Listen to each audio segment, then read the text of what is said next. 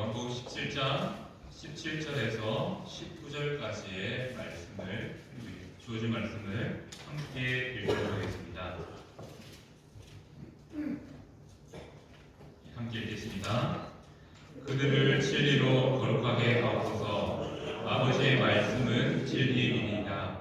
아버지께서 나를 세상에 보내신 것 같이 나도 그들을 세상에 보내었고 또 그들을 위하여 내가 나를 거룩하게 하오니 이는 그들도 진리로 거룩함을 얻게 하려 함이니이다. 아멘. 네, 이제 우리는 사순절 기간과 함께 2주 뒤에 종료주일 또 고난주간 부활주일을 마주하고 있습니다. 우리가 이러한 시간들을 보낼 때마다 우리 안에 이런 마음들이 있었으면 좋겠습니다. 매해 절기가 지나갈 때마다 나의 신앙이 조금 더 성장됨이 있으면 좋겠다. 또 우리의 신앙이 업그레이드 되어야 된다라는 그런 발전의 마음들이 있었으면 좋겠습니다. 무엇보다도 우리가 신앙을 업그레이드, 발전시킬 수 있는, 성장시킬 수 있는 방법이 있습니다. 그 방법은 무엇일까요? 요한복음 17장 3절 말씀은 이렇게 말씀하시죠. 우리가 요한복음 17장 3절 말씀을 함께 우리 성경책에 펴셨죠? 17장 3절 말씀을 함께 우리 한번 읽도록 하겠습니다. 함께 읽습니다. 영생은 곧 유일하신 참 하나님과 그가 보내신 자 예수 그리스도를 아는 것이니이다. 아멘. 바로 우리의 삶에 우리의 신앙을 성장시키는 방법이 있다면 무엇이겠습니까? 예수님을 조금 더 알아가는 것, 우리의 삶에 하나님을 조금씩 알아가는 것, 그것이 바로 우리의 신앙을 성장시키는 방법이라는 것이죠. 그렇다면 한번 질문을 한번 던져보고 싶습니다. 예수님을 아는 것이, 하나님을 아는 것이 우리의 영생의 비결인데, 그렇다면 여기 앉아 계신 성도님들은 예수님에 대해서 얼마나 알고 계십니까? 질문이 조금 난해하긴 하죠. 이렇게 한번 질문하면 많은 사람이 알아요. 너무 잘 알죠. 너무나 많이 알고 있고 들었기 때문에 또 말할 수 있는 것도 참 많습니다. 하지만 당장 이 질문 앞에서는 얼버무릴 수밖에 없습니다. 너무 많은 다양한 이야기들이 있기 때문이죠. 우리는 이렇게 예수님을 안다라고 말하지만 실제적으로 그 아는 것을 설명함에 있어서는 조금 부족함을 가지고 있다는 것이죠. 그럼에도 불구하고 우리에게 주어진 숙제, 우리에게 주어진 그 과제가 있다면 평생의 과제죠. 조금 더 하나님과 예수님을 알아가는 것입니다. 그것이 바로 우리에게 주어진 숙제입니다. 오늘 시간 말씀을 통해서 함께 깨닫기 원하는 것은 이겁니다. 예수님이 어떤 분인가? 그 질문 앞에 예수님은 나를 구원하시기 위해 나 때문에 이 땅에 오셨다라는 그 고백을 함께 고백하며 나가길 소망합니다. 이 시간 질문을 드리고자 합니다. 답은 정해져 있습니다. 답은 무엇이냐면요, 나 때문입니다. 뭐라고요? 나 때문입니다. 이 시간 5가지의 질문을 통해서 우리가 확신을 가지고 함께 대답해 보시길 바랍니다. 자, 답이 뭐라고요? 나 때문입니다. 자, 예수님께서 이 땅에 오신 이유는 무엇입니까? 조금 더 확신을 가지고 한번 고백하겠습니다. 예수님께서 이 땅에 오신 이유는 무엇입니까? 나 때문입니다. 예수님께서 십자가에 달려 돌아가신 이유는 무엇입니까? 예수님이 죽으셨다가 3일 만에 부활하신 이유는 무엇입니까? 부활하신 예수님께서 살아나시고 40일 이후 하늘로 승천하신 이유는 무엇 때문입니까? 나 때문입니다. 마지막입니다. 승천하신 예수님께서 다시 오신다라고 하셨습니다. 왜 그 약속을 하셨을까요? 다 나 때문입니다. 바로 예수님의 탄생과 죽으심과 부활과 승천과 다시 오심은 다 나를 위한 일이라는 사실을 우리는 믿음으로 고백할 수 있어야 됩니다. 이 사실을 우리가 함께 믿음으로 고백함을 통해서 오늘 말씀을 함께 살펴보고자 합니다. 자, 오늘 주어진 말씀은 요한복음 17장 전체의 말씀을 보면 좋겠지만 우리가 세 절의 말씀만 읽었습니다. 오늘 본문은 요한복음 17장 전체의 말씀은 하나의 기도로 되어 있습니다. 누구의 기도일까요? 예수님의 기도입니다. 그리고 오늘 17장 이후에 바로 18장 말씀을 보면 기도 이후에 말씀 이후에 예수님께서 잡혀가십니다. 그럼 우리가 이 기도가 언제 드려진 기도인지 유추할 수 있습니다. 바로 겟셋만의 기도라는 사실을 우리가 생각해 볼 수 있습니다. 우리는 겟셋만의 기도에서 예수님의 기도를 기억할 때 어떻게 기도합니까? 이 잔을 내게서 옮기실 수 있으면 옮겨주셨으면 좋겠습니다. 하지만 아버지의 뜻대로 하옵소서라는 이 기도의 제목을 잘 알고 있습니다. 하지만 그 기도만 있었던 것이 아니라 오늘 요한복음 17장 말씀 전체를 통해서 예수님께서 그의 생애의 마지막 가장 긴 기도를 오늘 말씀을 통해서 우리에게 전달해 주고 계십니다.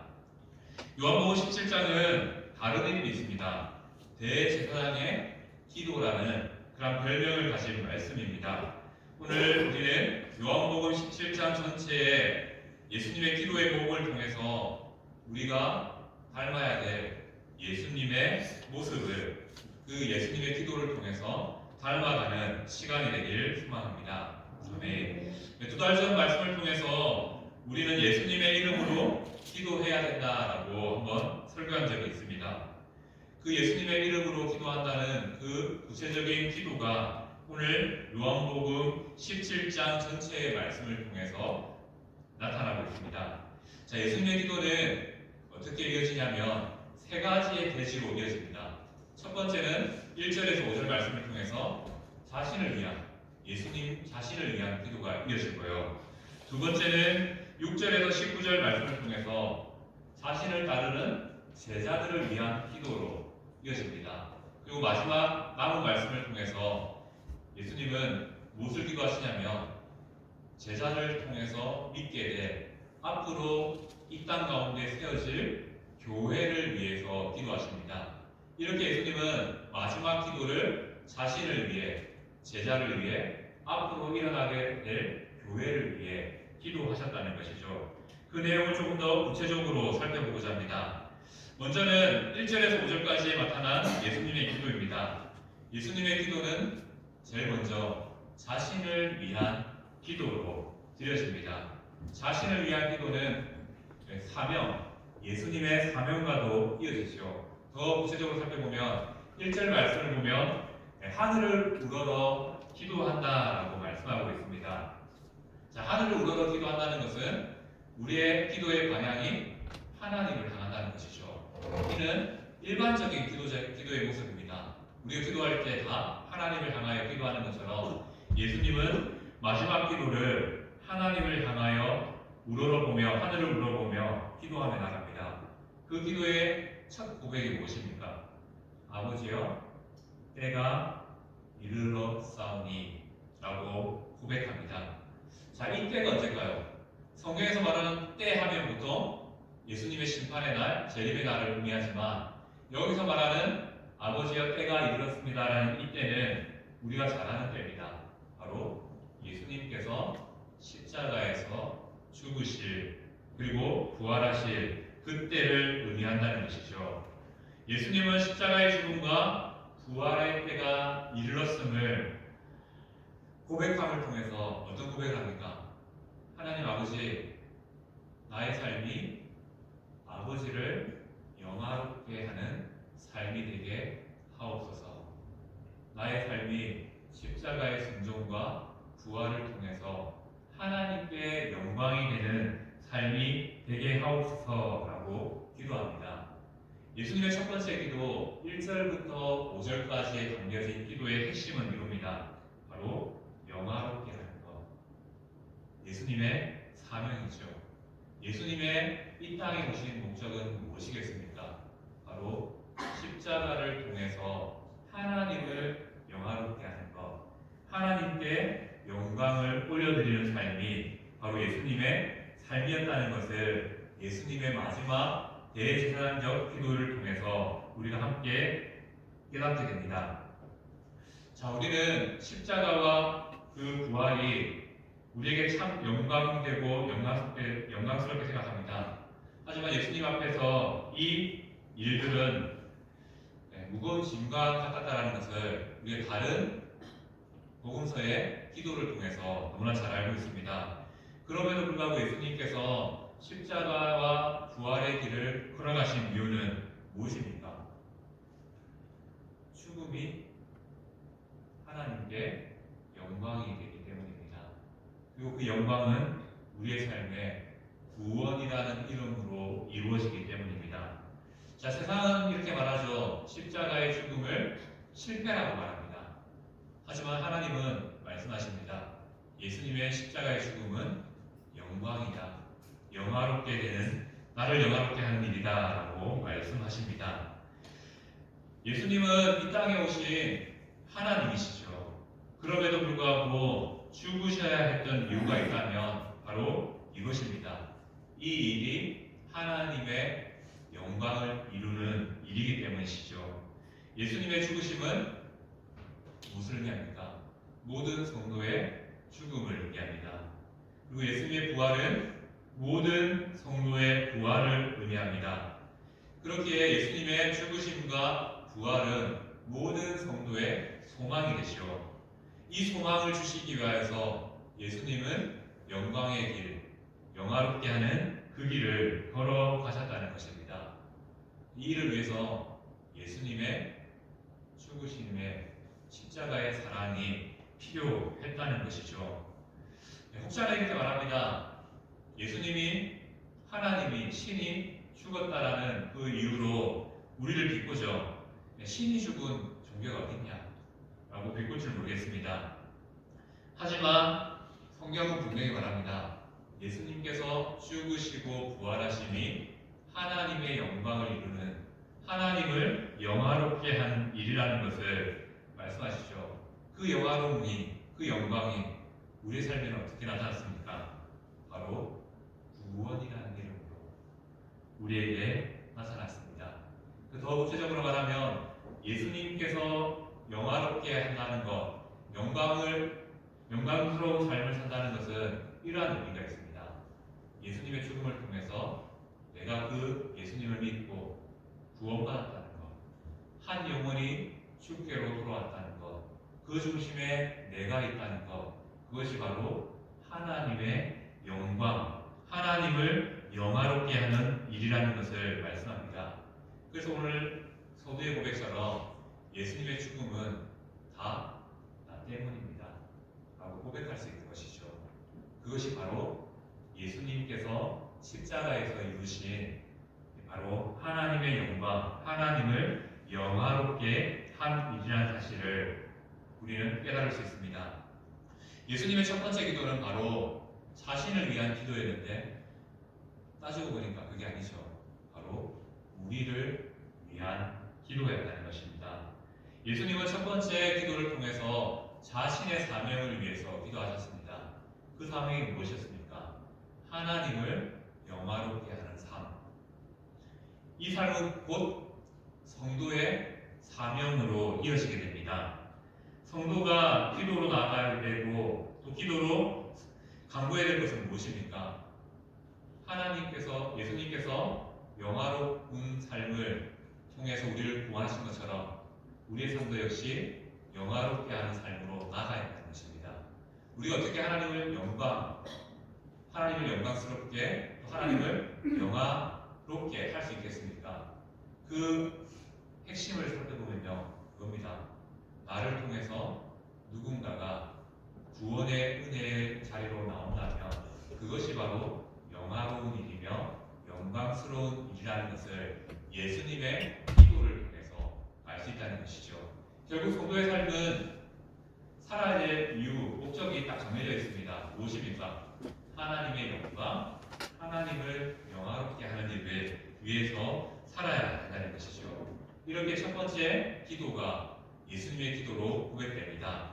두 번째 이어지는 기도는 6절에서 19절 말씀을 통해서 예수님께서 이제 그 영화로운 길을 걸어갈 제자들을 위해서 기도하십니다. 그리고 이 제자들을 위한 기도 제목은 두 가지로 나눠집니다. 첫 번째는 무엇이냐면 예수님의 이름의 의미에 대해서 제자들에게 깨닫기를 바라는 그러한 기도가 있고요. 두 번째는 제자들을 보호해달라는 구체적인 하나님께서 그들 안에서 일하여 주심으로 지켜달라는 그런 간구가 동시에 제자들을 위한 기도에 담겨 있습니다. 두 번째 기도의 첫 번째는 바로 예수님의 계시죠. 6절 말씀을 보면요, 예수님은 아버지의 이름을 나타나셨다라고 말하고 있습니다.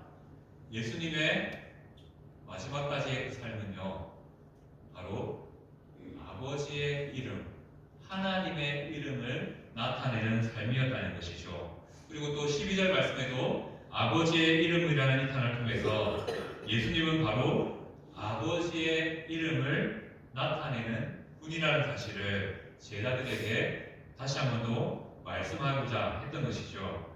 제자들에게 예수님은 바로 아버지의 이름을 나타내는 분이라는 사실을 확신시켜 주셨고, 그를 위해서 마지막 기도했다는 것이죠. 이 기도를 조금 더 쉽게 설명하면 이겁니다. 제자들이 예수님을 하나님으로 확신할 수 있도록 믿음을 달라고 예수님은 마지막 그 기도의 자리에서 제자들을 위해서 기도했다는 것이죠. 그리고 나의 삶을 보고 하나님을 바라보아야 된다라고 제자들에게 알려주신 것입니다. 그리고 그 기도와 동시에 예수님의 기도는 아버지께 제자들을, 주어진 그 제자들을 보호해 달라는 간구로 이어집니다. 그래서 본문에 나타난 아버지의 이름으로 라는 말은 이런 의미가 있습니다.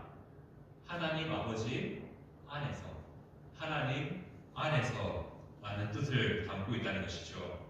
예수님은 어떻게 간구하는 건가? 이 제자들을 하나님의 보살핌 안에서 지켜 주십시오. 보호해 주십시오. 이들이 앞으로 십자가의 죽음 앞에 많이 흔들리고 마음이 무너질 겁니다. 하지만 하나님 안에서 우리의 제자들을, 예수님의 제자들을 지켜달라고 이렇게 간절하게 기도하신 것이죠. 자, 제자들이 안전할 수 있는 비결은 하나입니다. 무엇일까요? 바로 하나님 안에 거하는 것입니다. 하나님께서 지켜주실 때 우리의 안전이 보장된다는 것이죠. 마찬가지로 성도의 안전의 비결도 하나님 안에 거함에 있다는 사실을 우리는 기억해야 됩니다. 예수님은 제자들에게 이렇게 하나님 안에서 예수님과 하나 되는 것이 바로 제자들의 삶이라는 것을 기도를 통해서 강조하십니다. 자, 참된 하나됨은 오직 그의 이름 안에서, 누구의 이름이죠? 하나님의 이름 안에서만 가능하다는 것이죠. 오직 그의 이름 안에서 가능하다, 이 말은 바로 그리스도 안에 있는 하나님의 목적과 일치됨을 통하여서만 이 일이 가능하다는 것입니다. 하나님 안에 산다는 것을 조금 더 설명하면 이거죠. 하나님이 뜻하신 바 안에 거하는 것이고, 하나님이 뜻하신 바대로 살아가는 것을 하나님 안에 거하는 삶이라고 말씀드릴 수 있습니다. 자, 제자들이 어떻게 하나님 안에 거할 수 있겠습니까? 그 방법은 바로 그의 이름 안에 거하는 것이고, 그의 이름 안에 거한다는 것은 이러한 의미가 있다는 것이죠. 하나님의 뜻을 깨달아 그 뜻에 순종하며 살아가는 삶, 그것이 바로 하나님의 이름 안에 살아가는 삶이라는 것입니다. 그렇기 때문에 6절 후반절의 말씀이 이렇게 말하죠. 그들은 아버지의 말씀을 지키었나이다 라고 고백합니다.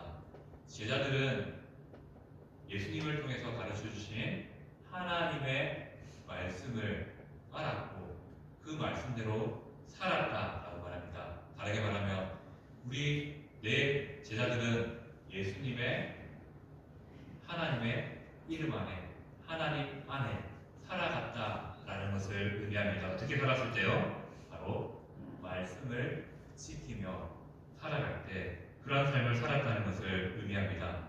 자, 우리도 예수님의 두 번째 기도 제목처럼 하나님의 보호 아래 하나님의 지키시는 은혜 가운데 거할 수 있는 비결이 있습니다. 무엇이겠습니까? 바로 말씀 안에 순종하는 삶이라는 것을 우리는 깨닫게 됩니다. 특별히 우리가 예수님과 동행하는 좋은 방법이 있습니다. 그 방법은 무엇일까요? 여러 가지가 있겠지만 그 중에 하나는 이거라고 생각합니다. 우리가 매사에 당면한 일들 앞에 고민하는 겁니다. 어떤 고민을 할까요? 예수님이라면 어떻게 하셨을까? 이 고민을 하면요, 답이 보입니다. 우리의 삶의 문제 앞에, 나의 삶에 결정해야 될 그 순간 앞에 예수님은 어떻게 하셨을까? 무엇을 선택하셨을까? 무엇을 향해 나아가셨을까? 그 고민을 하면요, 우리가 어떠한 삶을 살게 되면요, 예수님의 두 번째 기도 제목처럼 제자들이 하나님 안에 거하길 바랬던 그 기도 제목처럼 우리의 삶이 하나님 안에 거하는 삶이 될 수 있다는 것이죠. 그리고 그 고민이 아무것도 아닌 것 같지만 우리의 삶을 지키시는 하나님의 보호 안에 거하게 되는 그러한 고민과 결단이 된다는 것입니다. 예수님은 이렇게 두 번째 기도 제목을 통하여서 제자들을 위해서 기도할 때 제자들이 하나님 안에 온전히 살아가기를 강구하셨다는 것입니다. 이 기도는 우리에게 이어지겠죠. 지금 이 시대를 살아가는 성도를 향하여서 예수님은 기도하십니다. 하나님 안에서 살아가기를. 우리는 그 하나님 안에 살아가는 구체적인 삶으로서 우리의 삶의 당면한 모든 문제 앞에 예수님은 어떻게 하셨을까? 이 질문을 한번 던져보시기를 바랍니다. 그러면 그 길에 대한 답이 보일 것이고요. 그리고 그 길을 걸어갈 때 하나님께서 친히 우리와 함께 하심으로 지켜주시는 그런 복된 은혜를 경험하게 될 것입니다. 아멘. 세 번째, 예수님의 기도는 20절부터 26절 말씀을 통해서 교회에 대한 기도로 이어집니다. 이 기도는 미래에 일어날 제자들을 위한 예수님의 기도입니다. 그리고 이 교회를 향한 예수님의 기도의 핵심은 두 가지입니다. 하나님과 영광입니다.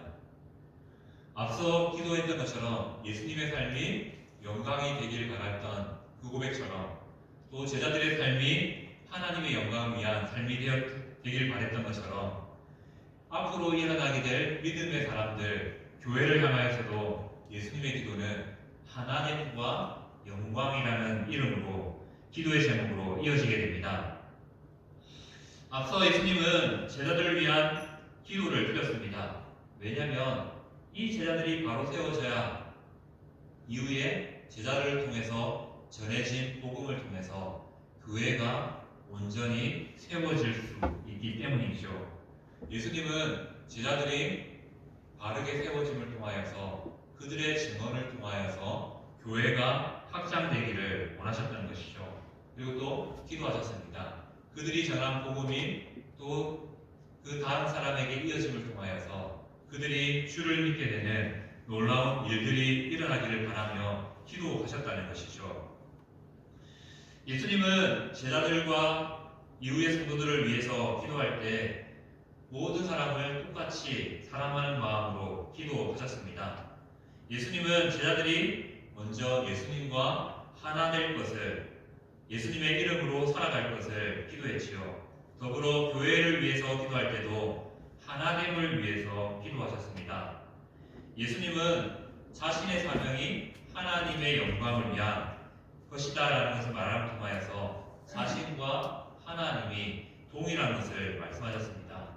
그리고 자신과 제자의 마음이 동일한 것을 기도를 통해서 말씀하셨습니다. 이와 마찬가지로 교회는 예수님과 하나 되는 공동체라는 사실을 강조하시고 말씀하신다는 것이죠. 자, 교회의 존재 목적을 예수님의 기도를 통해서 우리는 발견할 수 있습니다. 우리 성도의 삶이 영화롭게 하는 것, 하나님을 영화롭게 하는 것, 하나님께 영광을 올려드리는 삶이라면 그 구체적인 내용은 바로 하나 하나됨을 이루는 삶을 통해서 하나님께 영광을 올려드리는 삶을 살아야 된다는 것을 말씀하고 있습니다. 예수님은 믿음으로 하나님 안에서 하나 되어야 된다라고 말씀합니다. 앞서 말씀드렸던 것처럼 우리가 하나 되는 방법은 바로 하나님이 주신 말씀을 순종하는 삶을 살아가는 것입니다. 예수님은 2000년 전에 이미 늘푸른 교회가 하나님의 말씀 안에서 온전히 세워지도록 기도하셨다는 것이죠. 또 예수님께서는 그 기도를 통해서 우리 역시 늘푸른 교회의 하나됨을 위해서 기도하기를 원하신다는 것입니다. 왜 우리는 교회는 이 하나됨을 통해서 하나님의 영광을 구해야 될까요? 우리는 이 세상을 바라보면 쉽게 답을 얻을 수 있습니다. 세상은 어떻게 살아갑니까? 세상은 나눠지게 만들고요, 분열하게 만듭니다. 서로를 믿지 못하게 만들죠. 또 자신만 잘 되면 된다는 식으로 개인주의를 만들어냅니다. 이러한 시기 앞에, 이러한 시대 앞에 우리는 어떻게 교회의 진리를 말할 수 있겠습니까? 특별히 우리는 코로나19라는 시절을 지나면서 우리 자녀들의 삶 가운데, 젊은 사람들의 가운데 개인주의적인 성향들을 더 강하게 보게 됩니다. 함께하는 일보다 혼자 할 수 있는 일들이 더 많아졌고요. 함께하는 일보다 혼자 하는 일이 편한 시대가 되었습니다.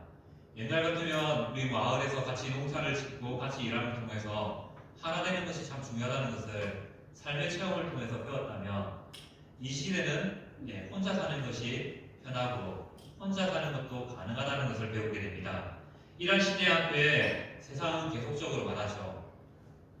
너만 잘 되면 돼. 서로를 믿지 못하게 만듭니다. 그러한 시대 앞에 오늘 기도의 제목을 통해서 하나님께서 예수님을 통해서 우리에게 전달해 주시는 진리는 무엇입니까? 이러한 시기이기 때문에 교회는 다시 한 번 더 하나됨을 말해야 된다고 말씀하십니다. 하나됨을 우리의 이 땅 가운데 가르쳐야 될 이유는 바로 이것이 하나님의 영광이 되는 일이기 때문이라고 말씀합니다. 예수님은 이 일을 이루시기 위하여서 십자가에서 죽으시고 부활하셨습니다. 그리고 제자들을 세우셨습니다. 제자를 통해서 복음을 전파하셨습니다. 이제 이 마음, 예수님의 간절한 소망과 사명이 교회에게 주어졌습니다. 교회는 이제 하나님을 말하고요, 하나님을 가르치는 자리로 나아가야 됩니다. 하나님이 바로 하나님을 영화롭게 하는 일이기 때문입니다. 이 시대에 사단이 가장 쉽게 일하는 방법이 바로 분열하게 만드는, 나눠지게 만드는 방법입니다. 사단은 우리 안에 있는 마음을 살짝 건들죠. 서로를 믿지 못하게, 서로를 이해하지 못하게 만들어버립니다. 이러한 현실 앞에서 우리는 어떻게 해야 될까요? 이건 아니다.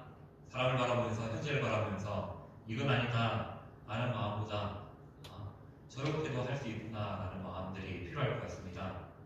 서로의 약점을 보게 만들어서 서로 비방하게 만드는 사단의 역사 앞에 우리는 오히려 약점을 향하여서는 눈을 감고 상대방의 강점을 향하여서 눈을 뜨는 그런 지혜가 필요한 시대가 이 시대라고 생각해 봅니다. 성도는 예수님의 모범을 따라서 하나됨을 위해서 노력해야 됩니다. 요한복음 17장 전체의 말씀, 기도, 예수님의 기도의 핵심을 하나로 요약하면 저는 이거라 생각합니다. 바로 하나됨이라는 것이죠. 그 하나됨 때문에 예수님은 십자가의 길을 걸어가셨습니다. 그리고 그 하나됨 때문에 예수님은 제자들을 세우셨습니다. 그리고 그 하나됨 때문에 예수님은 교회를 이 땅 가운데 허락하시고 시작하셨다는 것이죠. 결국 우리는 하나님을 추구하는 공동체, 교회가 되어야 된다는 것을 우리는 다시 한 번 더 깨닫게 됩니다. 우리는 서로 함께 살다 보면 좋지 못한 점이 눈에 보이는 것이 당연합니다. 하지만 그 말들, 그 생각들을 가지고 살아가면서 토해내고 또 평가한다면 그것은 옳지 않다는 것이죠. 우리의 삶을 한번 생각해 봅시다. 이 자리에 앉아 계신 성도님들, 최근 얼마나 많은 말로 옆에 있는 지체들을 위로하고 세워주셨습니까?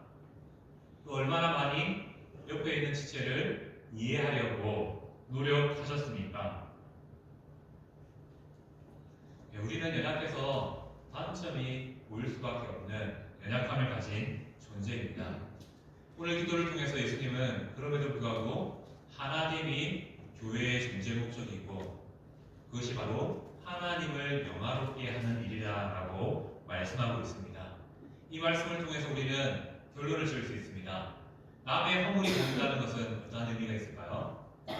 기도하라라는 하나님의 강력한 음성이라는 사실을 기억하시기 바랍니다. 우리는 연약하기 때문에 형제가 잘하고 잘하는 일들에 대해서 칭찬하는 것보다 형제의 약한 부분에 대해서 말하는 것이 더 쉬운 존재가 우리의 존재입니다. 그러한 모습들은 결국 교회의 하나님을 틀어버리고 무너뜨리는 도구가 된다는 것이죠. 그렇기 때문에 우리 오늘 말씀을 통해서 예수님은 하나님의 영광을 위해서 십자가의 길을 걸어가셨습니다. 그렇게 영화롭게 하셨죠. 그리고 우리의 삶에 이 삶을 살라라고 말씀하십니다.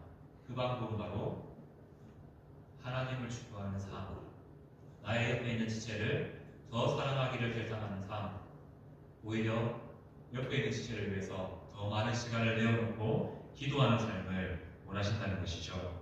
자, 오늘 말씀을 한번 정리하겠습니다. 요한복음 17장은 예수님의 죽음 앞에 예수님이 드린 마지막 기도의 내용들을 담고 있습니다. 예수님은 무엇을 위해 기도했습니까? 이 길이, 십자가와 부활의 길이 하나님을 영화롭게 하는 길이 되라고 기도했습니다. 또한 제자들을 위해서 기도할 때 그들이 예수님 안에, 하나님 안에 과함을 통하여서 하나님께서 보호해 주시는 또 그런 길을 걸어가게 해달라고 기도했습니다. 그리고 또 앞으로 일어날 교회를 위해서 기도하셨죠.